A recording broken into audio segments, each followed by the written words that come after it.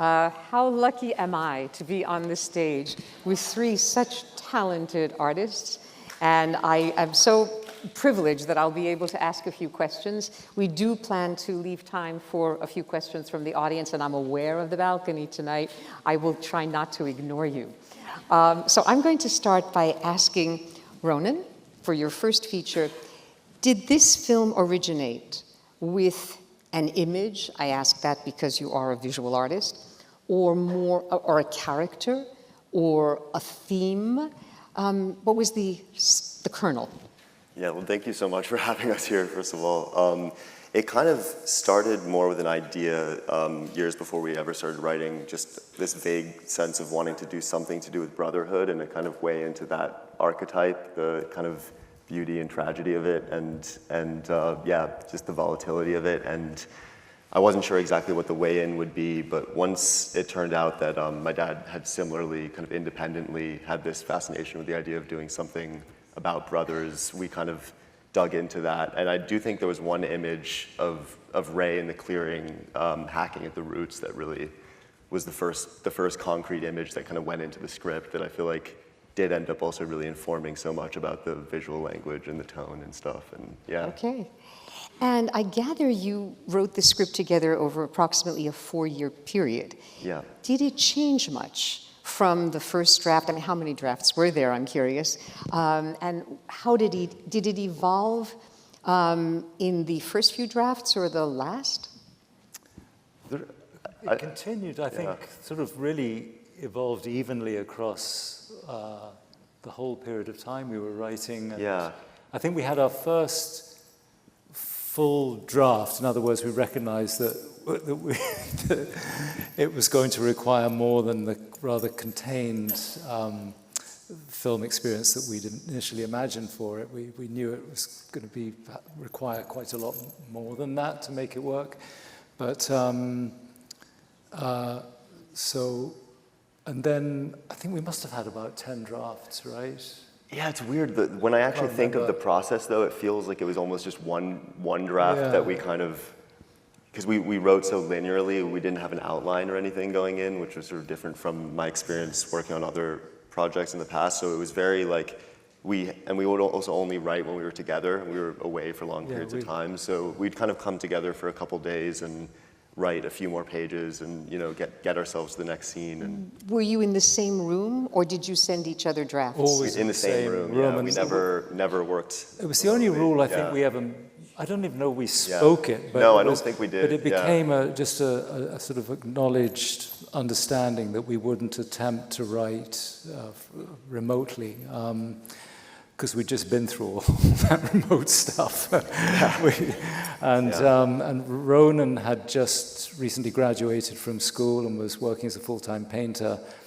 His time was obviously often taken up with that, and I was working at something else. So those moments often, there were quite long periods of time in between that you know, finding ourselves. And I think like having that negative space between each of those kind of bursts meant that it was, in my experience, it was like compared to past scripts I'd worked on, like the first draft felt far more complete because it just felt like we had, like each decision was really from the inside out in terms of following the characters rather than writing an outline and then going back and realizing that you'd kind of bent the characters into these like pretzels that wouldn't really, you know, didn't really work, so. And did you storyboard?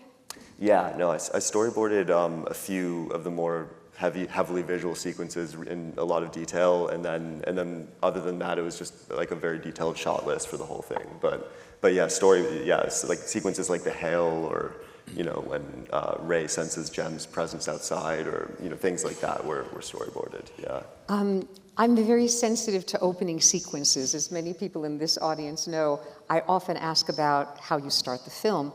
And I remember sitting up in my chair when I first saw this, because you introduce us to the characters in a very oblique way. The camera moves in to the back of what I suspected was Daniel's head, and then the camera moves into the back of Jem, Sean Bean's character, and the voiceover of Jem, I realized was already there when we see you. Could you talk about how you conceived of the camera as such a lyrical narrator that makes connections between two disparate characters? Yeah. But I knew within 3 minutes these are brothers. Yeah, that's so great to hear. Yeah, the camera, that was definitely the idea of the way that whole opening sequence was designed, was that the camera movement was this kind of unifying element that connected all the characters and sort of set up this idea of them being drawn kind of inexorably closer together over the course of the film, which it happens again, I think, at other points. But yeah, and the idea of kind of pushing into the back of Ray's head was really important because it sort of sets up the mystery of who he is, and the camera has this kind of, we want it to have this mix of like a hyper subjectivity where it's always being kind of drawn further into this one person's psychology, but then also this kind of probing, like omniscient kind of feeling that sort of is more associated with the wind that you see in the beginning and throughout. So it was kind of trying to collapse both of those on top of each other. Yeah. Yeah, it works because it pulled me in. Literally, the camera pulled me into the action. Now, for Sean, I mean, you have worked with so many world-class directors, including Peter Jackson for Lord of the Rings and Ridley Scott, Martian, Nicky Caro for North Country, John Frankenheimer, Ronan, I thought that was a great movie, Philip Noyce, Patriot Games, and Ken Russell, Lady Chatterley's lover. Yeah. So, what made you trust this first-time filmmaker?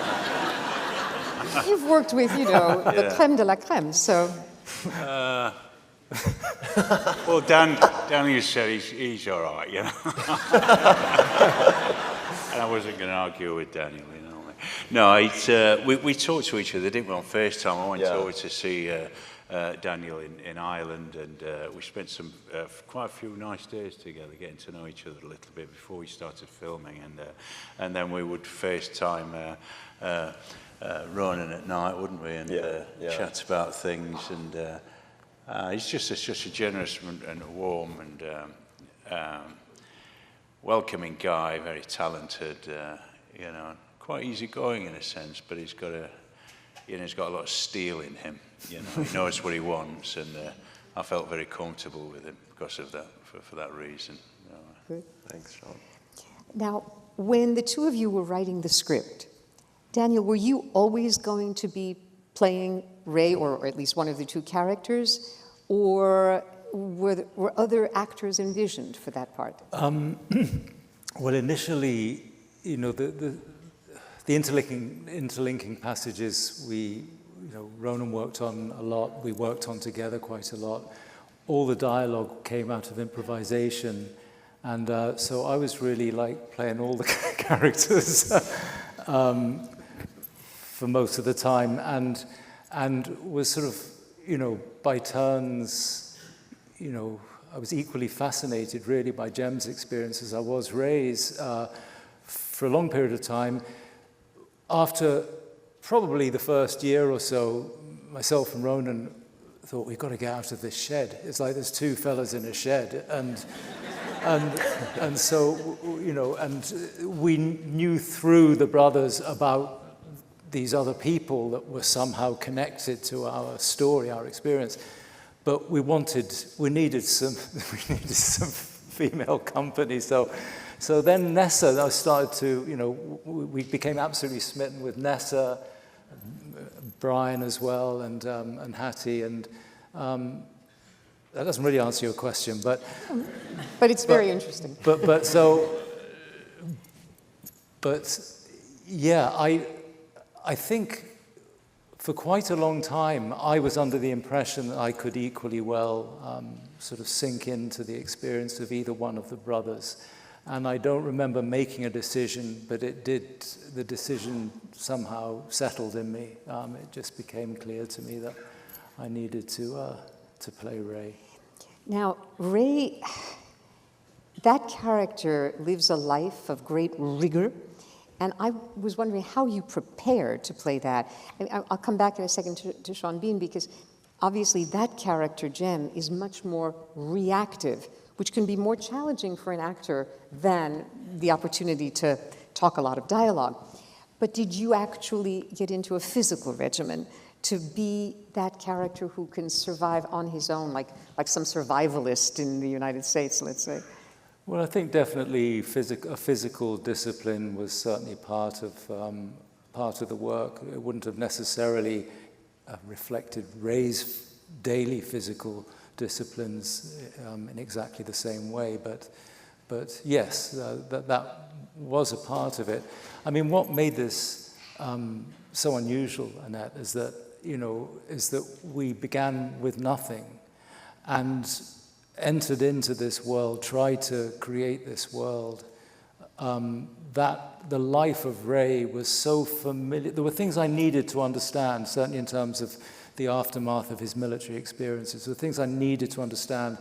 I already knew quite a lot about the troubles in Northern Ireland, but there was still more to be learnt about the British Army aspect of that conflict. But really, it was a very unusual thing for me to feel such familiarity without really having to travel in search of it. And did you spend time during the shoot in conditions similar to Ray's? Not dissimilar. Okay. I'll take that. And Sean, I mean, because the camera is often on you when you do not say a word, you have to take in sometimes the deeply moving and sometimes scatological material that Ray offers you. Was there a fair amount of rehearsal in order to get that quietness of the character that takes in, or was it just an intuitive thing without much rehearsal? I was just listening to what he was saying, really, and listening to the content of what he was saying. I mean, it was pretty shocking. Especially the hot lava scene.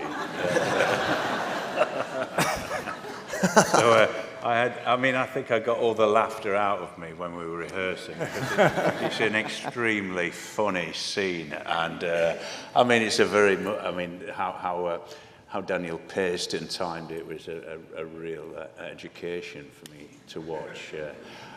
Such a big monologue, and how he paced that was fascinating.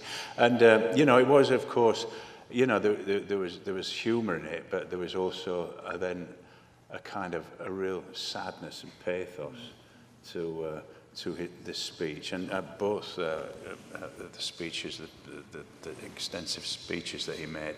But I was just listening, and that's all I could do, really. I suppose it was, it's sometimes harder to listen than to totally, talk. And I mean, it is one of the great lessons that we all like many actors don't necessarily ever learn. Is how to listen, and if it's part of your training, it certainly was part of ours. But it's a central precept of the Meisner system, I know. But listening, simplest thing in the world. But when you really listen, it's a very you don't really do that much, really, when you're listening to someone. It's not.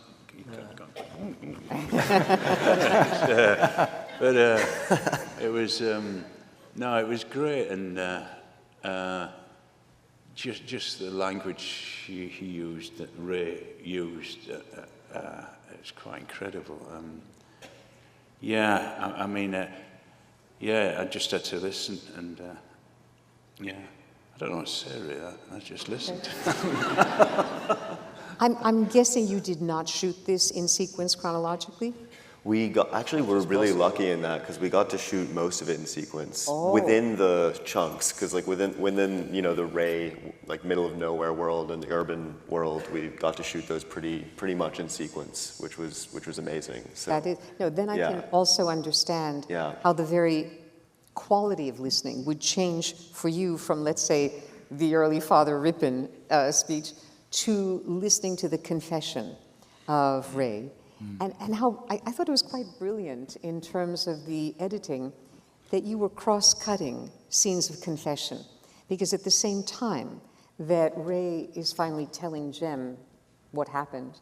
We have Nessa Right. sitting with Brian, and we go back and forth understanding the deep emotions that tie these four characters together. Yeah. So that was very good. I'm glad that worked. You said something at the beginning that I want to go back to, the mystery of the character that is established at the beginning. I actually noticed that we cannot see your full face. For at least, 7 minutes into the film, we glimpse you. You're in the dark when there's light outside the house, you're getting ready. And it reminded me a little bit of the way Spielberg opens Schindler's List. Because there also, we do not get to see Liam Neeson's face. We just glimpse pieces of it until he enters the nightclub. And in this case, we first see your face only when Jem enters the shed. Was this partly because you wanted to retain the privacy that the character Ray craves?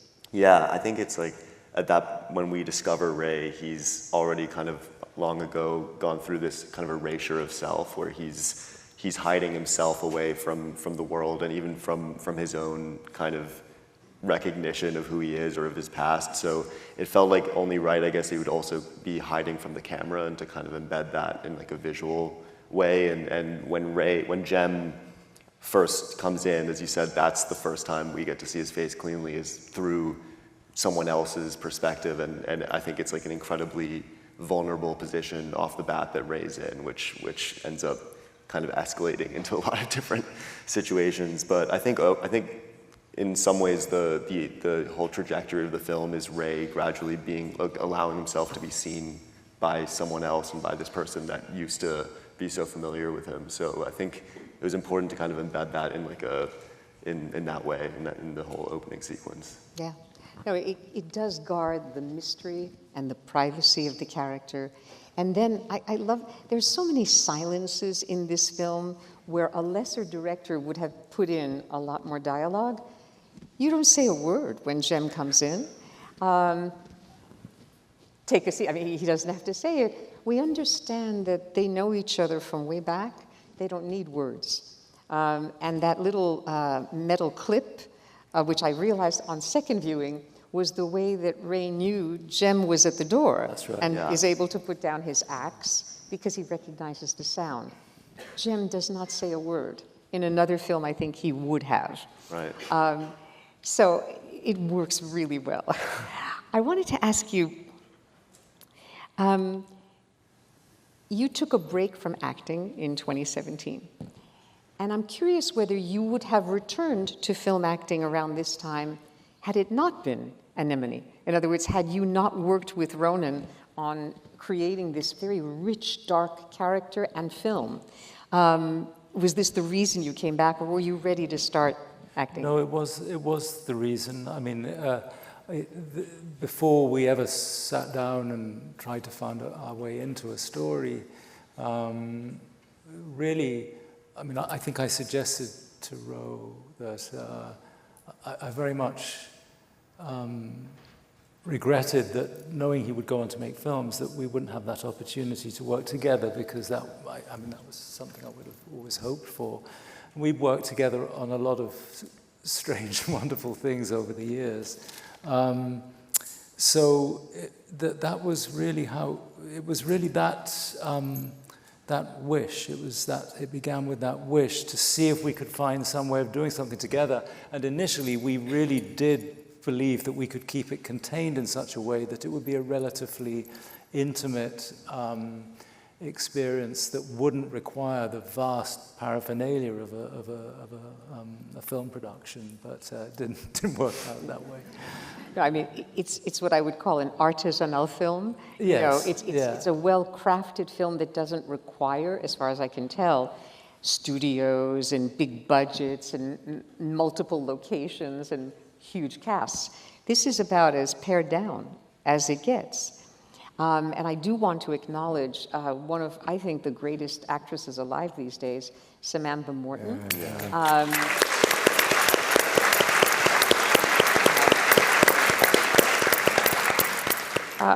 For example, and I'm sure that you've seen her in some films. I remember 2 years ago, I think it was, she was in 2 movies. She Said, about the New York Times uncovering the Harvey Weinstein scandal, and The Whale, Darren Aronofsky's film with Brendan Fraser. And I came away both times thinking, she had small parts in both, and she was the most memorable thing for me about either one. And I remember her from Woody Allen's Sweet and Low Down, among other things. Beautiful, Sean, could you talk a little bit about, because you have the primary scenes, I think, with her, what it's like to work with her? I know she's a very dedicated, fiercely, kind of, what's the word I'm looking for? Doesn't go for like a lot of fancy externalized stuff, but very inner. No, she's. I'd not worked with her before, and I really look forward to working with her because I admire her work so much. There's just so much reality, so much realism and rawness and pureness in her performances, and that is what you see. There's no external or anything fancy or contrived. It's just sheer emotional power that she brings to her performances, and it's just her face is just so open to those emotions. And so we had a few days together, and it was lovely working with her because you just believed it. I mean, you just look into her eyes, and there's just this you just totally believe what she's saying or what she's implying by the way she looks at you. It's not very often you come across that. And we had some lovely scenes together in which we didn't say very much to each other either. But the intent was there, and I think you understood what we were implying by those looks. But she was, it was a real joy and a real pleasure. I've always wanted to work with her. I just remembered another film in which she was remarkable, Jim Sheridan's In America. Of course, Jim Sheridan, with whom you worked on My Left Foot, one of your first great successes. We're even denied the first interchange. We see Nessa and Jem whispering to each other before he leaves, and I'm going, why am I being left out? Why am I not hearing this? And I realized it was similar to your visual strategy. I have to work a little to get in there and understand. You're not going to give us everything. You're going to remind us that, hey, our perception is going to be partial for the time being, so we work to understand more. And as the film progresses, we do. Nessa gets to speak, Brian gets to speak. At first, when I see Brian on the bed, I don't even know if he's dead or alive. I mean, he's just lying there. And in the second shot of him, I go, okay, he's alive. Because we don't know. And you keep us guessing, but in a productive as opposed to, silly way. He's a remarkable young actor. Samuel Bottomley, I think it is. Okay. Now, I do have to ask Ronan this. Okay, you're the eldest son of Daniel Day-Lewis and the great filmmaker Rebecca Miller, who I had the pleasure of interviewing on this stage. By the way, not only was this film Anemone in the New York Film Festival this past weekend, but Rebecca Miller's massive documentary about Martin Scorsese, who was our guest here about a year and a few months ago, is showing in the New York Film Festival as well. And this 5-part... The 5-part series, if you miss it at the New York Film Festival, I believe it's going to be on Apple Plus. That's right. I think it comes out on like the 17th of October or something. So that's very close to the release of your film. Wow, what a moment for this family. But let me add, your grandfathers are the renowned Arthur Miller on your mother's side, and on your father's, Cecil Day-Lewis, Poet Laureate of England from 1968 until his death in 1972. Have you felt some weight of this legacy? Or are they simply inspirational? I think it's both. I mean, I think it's hard not to feel some weight, even though it's all, any pressure is like an internal, pressure, from my own. It was never outwardly imposed, but yeah, I think, it is like just growing up in so many ways around that kind of art life was just amazing. Like, in my grandparents' house growing up, my mom's paintings from when she was a painter, when she was my age, before becoming a filmmaker. And growing up around those was really, really powerful for me, and I think really lodged itself in my imagination, and also just the feeling, like my grandfather died when I was 6, but still just the feeling of him, you know, those memories, but also the feeling of him in that house and the sense of the past there. And and my parents just showing, you know, me being lucky enough that my parents showed me so many films at a young age that I never would have come across until I was like in my 20s. Like probably. What? One that's been coming back to me a lot is Kaz, that they showed me when I was Ken Loach's really young. film. Yeah, when I was like 5, that I, it's like, it's one of the first memories I have of really being like devastated by a film. and yeah, I mean, so many, it's hard to, like I blank when I try to think of too many specific ones, but yeah, no, it's just, really lucky. Yes. And Daniel, did you bring Ronan onto the sets of your films? For example, I'm thinking of The Ballad of Jack and Rose, which was very much a family affair, directed by Rebecca Miller, starring Daniel Day-Lewis. There Will Be Blood, you would have been of age to go to, it was Marfa, Texas, I think. Texas. Yeah. Did you bring him? Yes.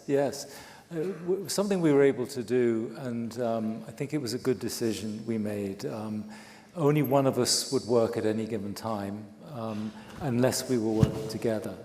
When we were working on Prince Edward Island, doing The Ballad of Jack and Rose, Ronan and his younger brother Cashel took his first steps on the island. And I think, Ronan, you were actually helping him. I think I've got a photograph of you holding his hands like when he took his first steps. And they were like little savages, just running around. And we homeschooled them if it meant taking them out of school for any period of time. We'd always try and make it coincide with the long break in the summer. But if it overlapped, we'd homeschool them for that period of time. And I think it worked very well. Likewise with Marfa, Texas. I know for Ronan that was quite a big, it made quite a big impression in that period of time. Definitely, yes. With The Ballad of Jack and Rose, did I hear correctly that you actually worked with the construction crew to help learn how to build furniture and houses and whatever? Well, I knew how to build furniture. They needed a table for the set, and I was working on the construction of the house at the time. I'm just trying not to get in everyone's way. But it was the house that Jack built, so I needed to be involved. And when they needed a big table, I just put my hand up because I, figured I could do that. And so, yeah. So, yes. No, I mean, what a wonderful combination when one can be an actor and learn skills with your hands. I know that at one point you were a cobbler in Florence. I was, yes. Yeah. So I've always appreciated that you're not merely some sort of performer, cerebral actor. You really like making things. Well, I always have done since I was a young person, and very blessed in that I eventually ended up, after one or two missteps at school, I ended up at a boarding school which, based on the arts and crafts movement, and the handcrafts were very much a part of the daily bread for all the kids there, if they chose to pursue it, which I did. But in the years since then, really it's been a great antidote for me, because it's a tangible thing, whereas we're always chasing shadows in the work that we do, and the quantifiable element finally comes down to a matter of taste. You like the look of that person, you don't like the look of that person, he's all right, he's not so good. It's all just sort of judged in, not invariably, but it's, you can't fully objectively judge the quality of any given performance, I don't think. In any of the performing arts, it's a sort of, it's a ghost that you're looking for. Whereas if you make a thing, a chair or a table or a pair of shoes, whatever it is, you can see if it's good, bad, or indifferent.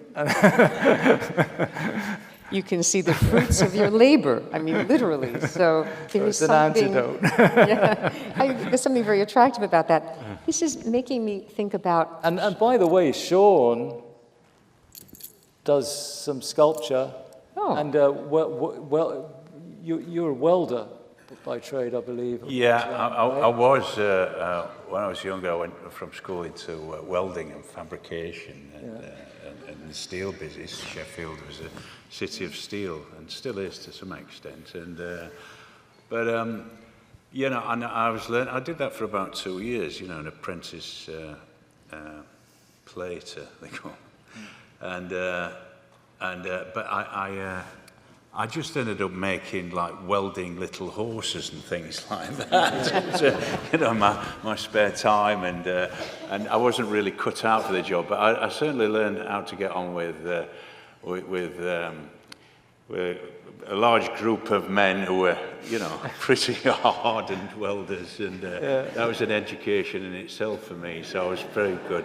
But I still keep that going, as you said, Daniel. And I've got a little welding kit at home, and I've got a torch, and you know, I just like Daniel, you know, not really gone into it to that extent, but I like to keep busy with my hands, and I like to build things, and I always have this idea. I think we always think, you know, when I'm going to do this, I'm going to do that, but then another job comes along, and so you made the right decisions, but I'm going to concentrate on something else, because we always need something else. If you just get fixed on acting, and it's such an elusive thing, you can never quite put your finger on it. Right. And when you make something, you do something, you just feel good. Yeah, and feel good. You know, I'm hoping to, you know, pursue that a little more in the future. Yeah. It's a strange coincidence. A couple of years ago, I had to go up to the University of Birmingham for a function, and my grandfather came from a working class Jewish family in Birmingham that had they'd left Latvia and Lithuania during a pogrom in the late 1800s, and anyhow, they found their way to England. And I didn't know this about my grandfather, because my father, you know, he wouldn't know how to, you know, change a plug or a light bulb. You know, it just wasn't handy in that way. So there wasn't anyone in the house that was, you know, that had that those kind of interests or skills. But I found out that my grandfather had been an apprentice jeweler, and I did, because it's the city of jewelers, isn't it? Birmingham, yeah. And he'd done it. He didn't end up being a jeweler, but he had started an apprenticeship as a jeweler. So that was a nice discovery. That makes me smile, because my father was a jeweler and watchmaker on 47th Street in the Diamond District, and I grew up watching jewelers, watchmakers, and watch repair people. And it's just like the warmest memory for me of that aspect. Yeah. Great. Sean, I wanted to move a little further with this whole idea of the physicality, the tangible. I loved the rugged physicality of your gem. And I wanted you to talk a little bit, for example, especially in the fight scene towards the end. It didn't look like the choreographed fight scenes that I have seen in motion pictures. It looked as if the two... No, we just went at it. Just told them to go. That's what I felt. Yeah, good. Could you tell us a little about that? I mean... We can show you if you like. No.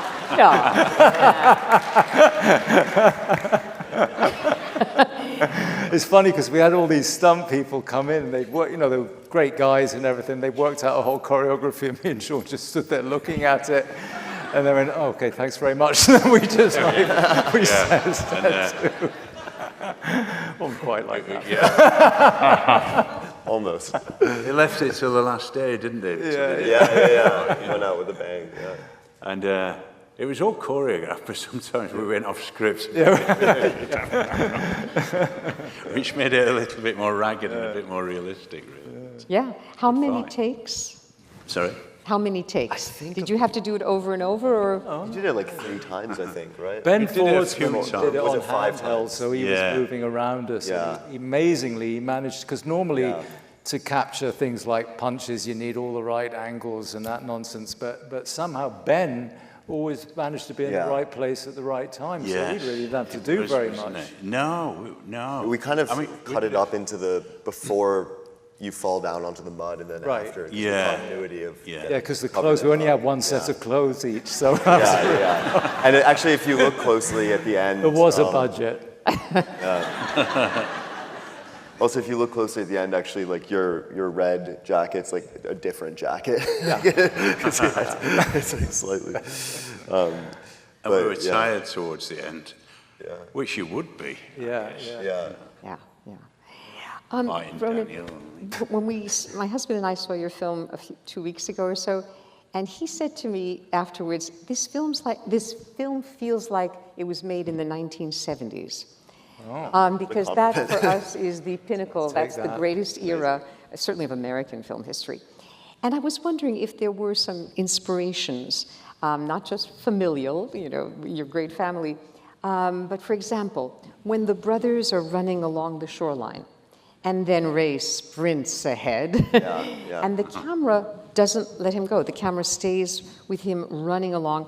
It made me think of the end of Truffaut's The 400 Blows, Yeah, where the I was camera thinking will not about leave that. Antoine Doinel running Yeah. by the ocean. I mean, are there some films or filmmakers Yeah. that from early on may have inspired you? Yeah, no, I was definitely thinking about that shot. I think specifically, maybe in reference to that shot, and also at other times, just in these long tracking shots, like the fairground shot as well. But there's a shot in Ivan's Childhood, actually, at the end of that, where it's like this impossible shot where the it's like this really long tracking shot of them running from above. And I think it's a similar thing where it's two people running. I'm struggling to remember the details, but one of them falls behind, and then the camera kind of continues to hone in on the one that's ahead.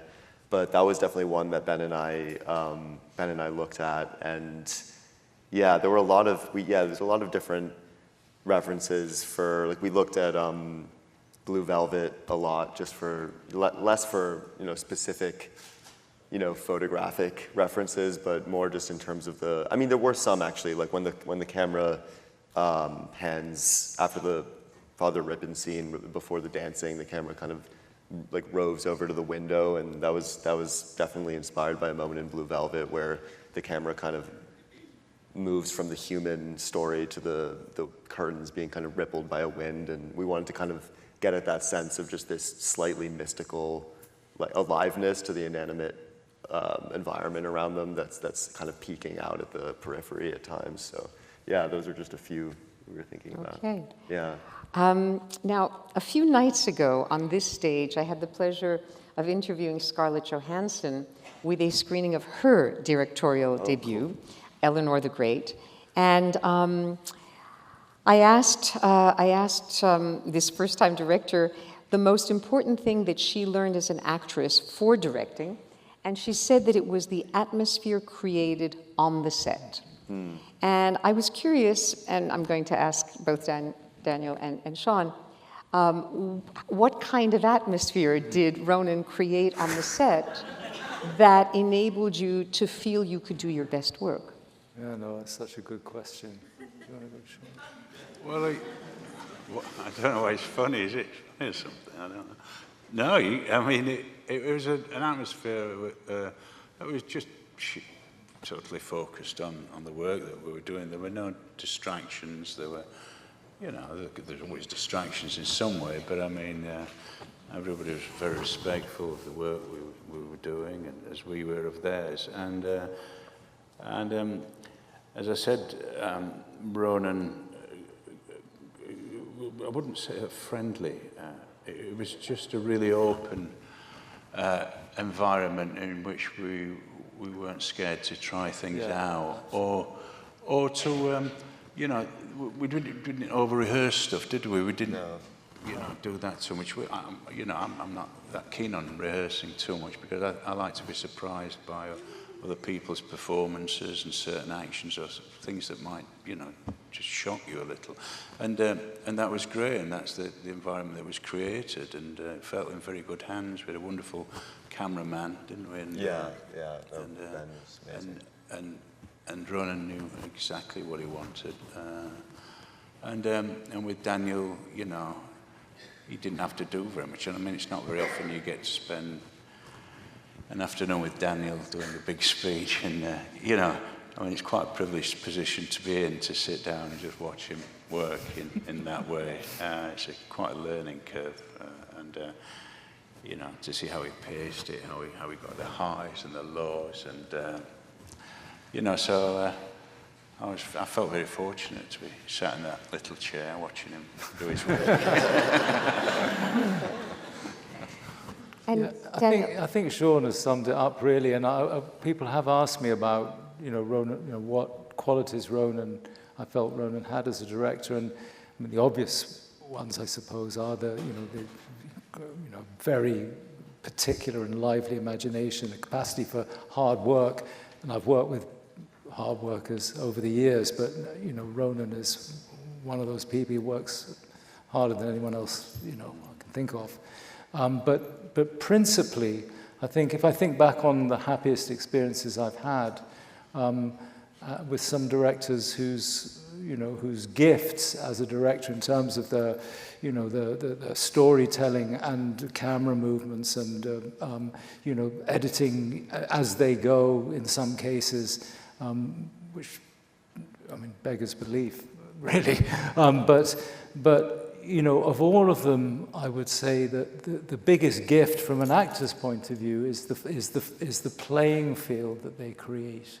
And it's exactly what Sean said. It's like a place where you feel that you can explore with impunity, and you can make an absolute pig's ear out of the scene, but you're searching for something, and the director understands that, and they have that patience, and they sense that you're moving towards something, and they give you space potentially to find that thing. And it doesn't sound like much, but it's the essence. That is the essence.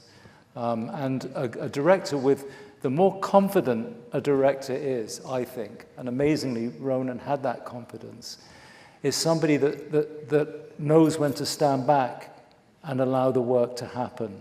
Micromanagers are usually people that suffer from a lack of confidence, I think. And would this openness on set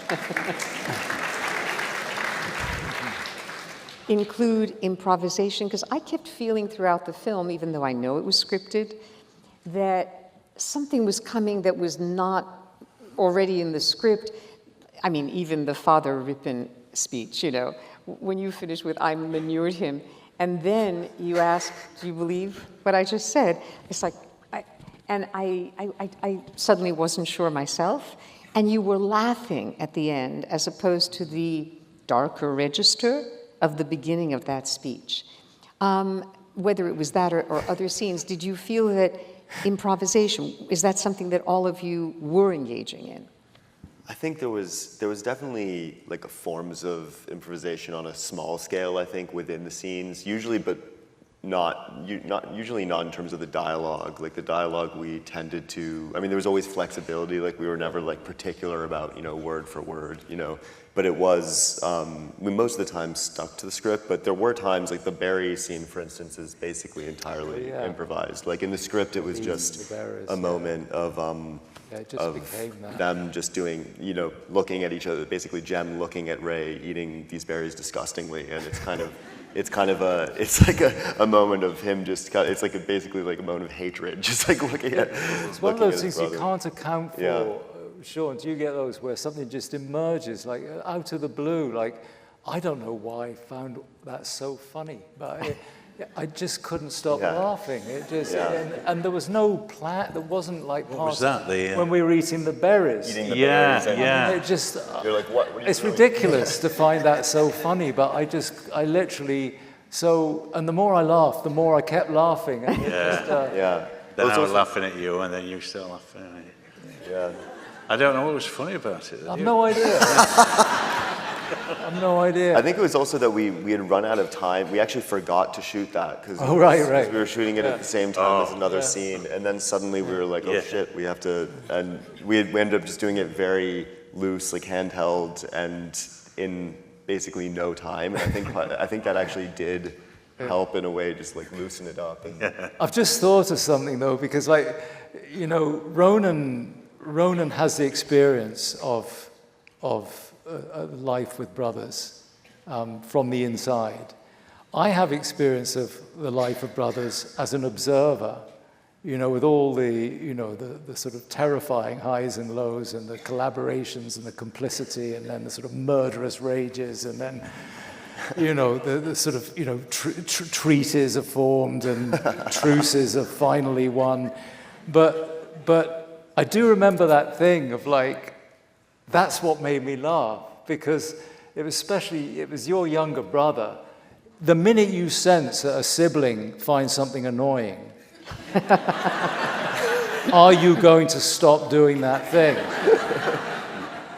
No, you're going to do it like twice as much. And so that's what it began. I think that's what set me off. Do you know what I mean? Yeah. As an only child, I can only surmise. I do have one question before we open it up. I remember Jem and Ray swim in the ocean. There's waves crashing before the camera. And then you cut to a reflection in Ray's eye of the flames from the chimney. And that made me realize what an elemental film this is. You start with a shot of the green earth. We see the air as branches blow in the wind. Was this something that you were consciously doing? Yeah, it was like from the beginning, actually, even in the first 10 pages of the script, the weather had a massive role. Like there was rain and wind, and the sound design was already kind of being planned, I think. So it was, definitely increasingly, like there were moments of wind written into the script that had to happen. We had to kind of manufacture, but then also we were shooting on this island Anglesey off the coast of Wales, which was really extremely windswept, and the wind was just constant and really intense. And so over the course of shooting, actually, we ended up discovering, like coming across all this wind and just the nature sort of feeling like it's coming alive in ways that ended up actually making the wind almost into like a narrator in the finished film. Like as we were editing, the wind just kept on kind of intruding more and more and more. And it definitely, I think, gives that sense of almost like a cosmic backdrop to the human drama. So there's always like kind of two things collaged over each other. There's like the surface level tension between these two people in this claustrophobic environment, but then there's always moments of where you become kind of aware of this surrounding that's either indifferent to that strife and that kind of drama, or almost reactive to it at times. So which kind of culminates in the hailstorm at the end. Well, by the time you get to the hailstorm, for me, elemental isn't so much the word as biblical. Yeah. There is that sense when you suddenly see the heavens, partly destroying what's on the ground. And I think, to be honest, for a first feature from a director, for me to feel those layers, that is something quite wonderful. So I promised that we would take some questions from the audience. What I'm going to need is for the lights to come up just a little bit more so that I can see. Okay, I'm starting to see a few. Okay, I know some of you have to get your cars and your babysitters, but if you have to leave, do it quickly and quietly. Okay. And some people just need to leave. Nah, and I'm also looking up at the balcony because we have quite a few of you up there. Okay, in the middle, I'm going to try to do this in order. I see in the middle a gentleman there and a gentleman behind, and then on this side, in the first row, I see and a gentleman on the aisle. So let's start with that. Yeah, go right ahead. No, first the gentleman with glasses. Yeah.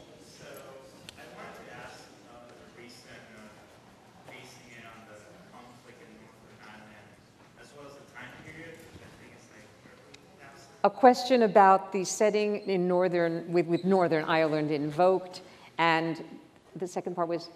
The time period. And the time period. Yeah. The time period was slightly dictated by, I think, to make Ray's isolation feel believable, it had to be before cell phones were like widely available. So that was kind of something we were thinking about early on. And then as far as it's actually the mid-90s, it's 1995, but it does have a kind of, like the time is never specified that much. Obviously in Ray's environment, it's almost like outside of time, and then we're mostly inside the house in Brian's world, so there aren't that many markers of period. But as far as the Troubles as a kind of framework for it, I think, well, my dad had a connection to Ireland, and a deep connection to Ireland, and I grew up there from 7 to 13, so I learned about the Troubles in school growing up, and I think they always loomed large in my imagination. So when we knew at first that they were involved in a conflict, but we didn't know what it was, honestly. It was kind of it slowly sort of fell into place, and I think we unconsciously were both pulled in the direction of the Troubles because of the significance of Ireland to us, and me personally just having thought a lot about that conflict growing up, and yeah, we thought, I guess, it would be interesting because the Troubles have been explored a lot in film, from certain angles, but we thought it'd be interesting to kind of look at it from a different perspective, where it follows a character who is, you could say, like, employed by the oppressor during the war, but that the film's perspective is very much separate from his perspective, or the perspective of the oppressor, looking at, this kind of bloodshed from more of a omniscient view, or more of the perspective of nature. So that was sort of how we were thinking. I don't know if you want to add. Yeah, not only that, the first couple of versions, drafts that we wrote were actually, we set the conflict in the Falkland Islands, and there were a number of reasons why we felt we needed to change it, but that was our initial idea. But it was actually partly to do with the, Ray's age, the boys, Brian's age, the period that we're setting it in. It all sort of seemed to bring us closer and closer to the Troubles as being the place. Yeah, a lot of it was also the timing, and yeah. Okay, there was a gentleman in the middle. Yes, go right ahead. Thank you for being here and for your work. Ronan, were you at all intimidated giving notes to your father? Is it different from other projects in sort of receiving those notes and then separating yourself from your authorial role as a screenwriter as well? Okay, I'm going to just quickly repeat. Ronan, were you at all intimidated by giving notes to your father? And for Daniel, was it different from getting notes from other directors, given your authorial role, did you say? Well, also as screenwriter. As screenwriter, right. As the screenwriter as well as actor. Yeah, it's a good question. I mean, I think like any other first-time director or young filmmaker would, I think, be extremely intimidated, obviously, by the idea of working with my dad and collaborating with him and giving notes, or having that back and forth on set. And I think there were two things, like the fact that we had co-written the script together actually was a help, because we had basically had 4 years to prepare. Like we kind of exhaustively discussed so many of the minutiae of the different scenes and of the characters' kind of emotional trajectory throughout the film, that by the time we got on set, there was this sort of trust and shorthand where we didn't actually have to have as many of those deeper conversations, and a lot of it was sort of finding the rhythm of the scenes and the more kind of pragmatic aspects of it. But yeah, and then also obviously our inbuilt familiarity, was just meant that I didn't have as much of that. I wasn't as intimidated, I think, because of that. But yeah. And I don't think it made any difference to me, the fact that I'd worked with Ronan in the writing of it. One thing I would say about that is that because it came about largely through improvisation, is that it was before it was the written word, it was the spoken word, which is very uncommon, I think, with a script. Yeah. The written word is a different thing, and it can look beautiful on the page, but when you get to a set sometimes and you start to speak those words, something doesn't quite, do you know what I mean, Sean? That it just doesn't feel quite right, and then you adjust it, or you find some way of making that work. But in our case, everything from our point of view to our ears seemed to already have the right tone and the right rhythm. So that didn't ever interfere. And Ronan just intuitively knew when to stand back with any of us, and when but there was never a time when he had a sense of something that might be further explored, or perhaps a different possibility that we hadn't yet discovered in a scene, and he would always, in an oblique way, make a suggestion, and that's the crucial part of it, because I think that there's nothing worse than a literal note. It sort of, it just dies, you know, and the moment it's born, it dies, and you die with it. And but when it's oblique, it gives you something, you know, it can just give you just a little bit of a... Yeah. Gives you a bit of work to do. It's not so flat, head on. Yep. Okay, I believe you were the next one. Yeah. Okay, yes, I'm sorry. My question is for Mr. Day-Lewis. I'm sorry, I'm from France, so my English is not really good. But I wonder because I have I'm sorry. I'll repeat. I have my first feature in April, and I feel dry about the physicality of the characters.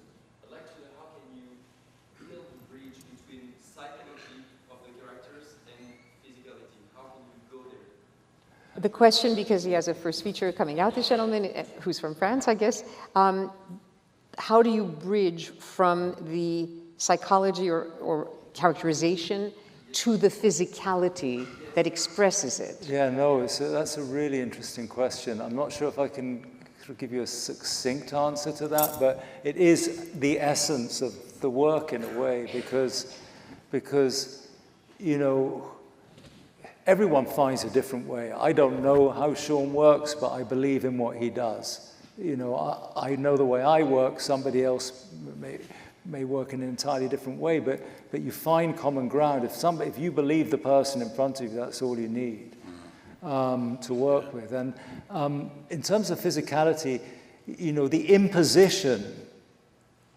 of a physical a physicality, to my mind, a conscious imposition when the character, your internal understanding of that character isn't properly flowing, I think is very often a misstep. I think it's, you know, it's a bit like putting a false moustache on. It looks like a false moustache. It's, you know, I think ideally, you know, voice, body, mind, spirit, all these things grow in unison with each other for them to function properly in a sort of, you can't isolate one aspect from another and hope to have, otherwise you've got Frankenstein's monster there, a little bit. It's like Does saying, that make sense? Yeah. it's like saying I've seen these your movements, but the movements don't come from just walking around. They come from inside. That's what exactly the impulse. Everything, all physical movement has to come from the impulse. He said it better than I can. Yeah.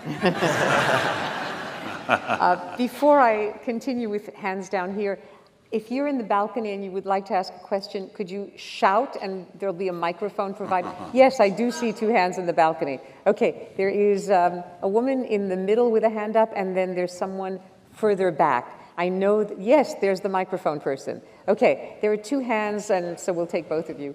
Hi, yes, it's a follow-up question to both your question about physicality and the question that was just asked, which is, for the final fight scene, could you please talk about your intention and your character's intention, the rage and or the resignation during preparation for and during the scene? Thank you.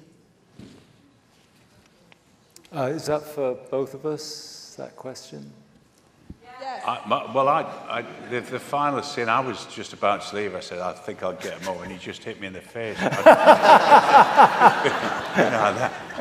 That's where his motivation came from. It seemed quite a natural thing to do at the time. You know, I almost don't want to put it in words. It just made sense to me. And I think one or two people did question that in the place where it came like, what? You come back from the river and just like punch him in the face? But it's good. Well, first we're brothers, so that's one way of explaining it. But also, you know, it's a way, you know, sometimes you just got to do that because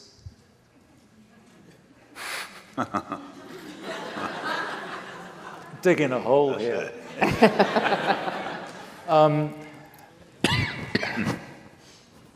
it's like I owed it to him.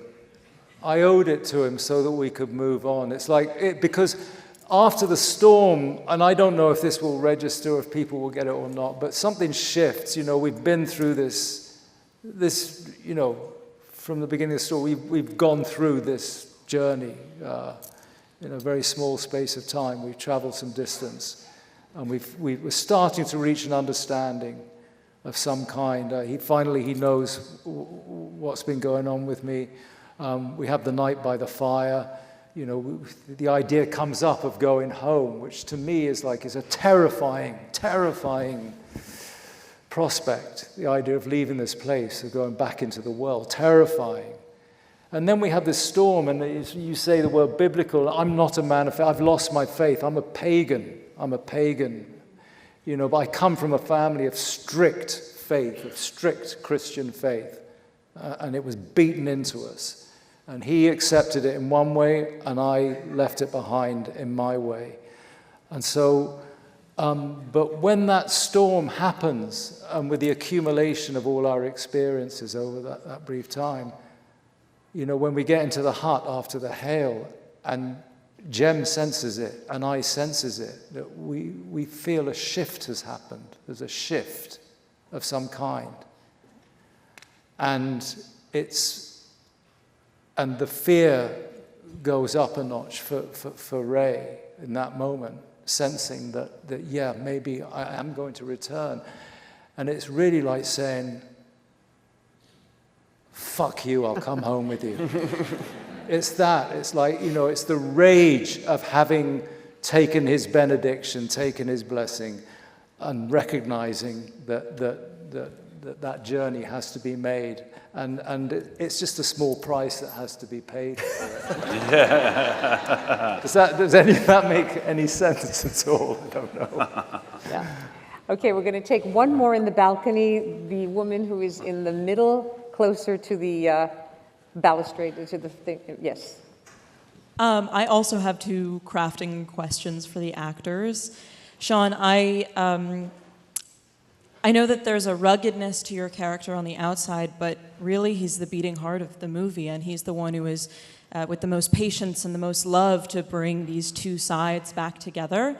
And I wonder whether that process of creating the character felt like a synthesis, a balance, or a turmoil, or if there's another word that finds you. And Daniel, what was it like to speak a character into existence? In some ways, that's the actor's dream, maybe, or was it a new challenge to work from ground zero, to not have a script? What was that like? Shall I answer the first question? Yeah. Was it kind of, you were saying how was it to play a kind of listener, or I saw, is that the question? Yeah? Was I? How is it to create a character that is very rugged on the inside and very soft and loving? Rugged on the outside. Yeah. Yeah.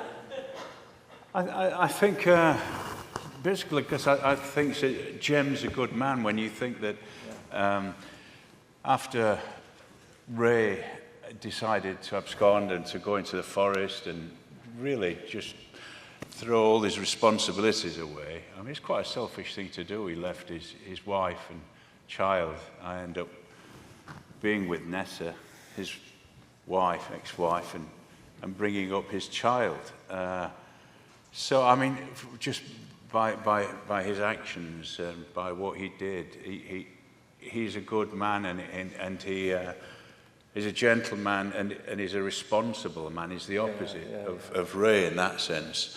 That doesn't mean to say he's not a man with a backbone, because he wouldn't have been able to join the military and be in, you know, quite advanced position in the military, and to be able to handle himself psychologically and mentally in that in the army. But deep down, he's. I think even before he expressed more belief in his religion, I think he was a grounded man, and he was he had empathy for others. He had a social responsibility. He had And I think that made him a very interesting character, to have this kind of hard exterior and this physicality, and his kind of, you know, the fact that he was in the army and he saw a lot of horrors, but at the same time he maintains his empathy and his goodness and his kindness, and I think that kind of appalls him when I see his selfishness, and so we both have resentment towards each other. Yeah. It was very interesting to play in that sense, you know, a hard shell with soft centre, as it were. You know. And Daniel, speaking the character into existence. Yeah, well, certainly, it was my first experience in terms of, I messed around with a bit of writing over the years, but never really settled down to write a script in this way. So that certainly was a unique experience so far, but the improvisation is something that I've been interested in since I was a student, and in most of the work I've done, even if that didn't necessarily lead to dialogue that ended up on the screen, improvisation has always been quite an important part of the work for me. You know, in doing the work with Ronan, it came very naturally to be able to try and discover these characters in that way. I wish we could take more questions, but the reality is we've gone past the hour. So I just want to say, first of all, Focus Features is releasing this film in October. Tell your friends. And just thank you to Rowan and Daniel and his son. Thank you for joining us.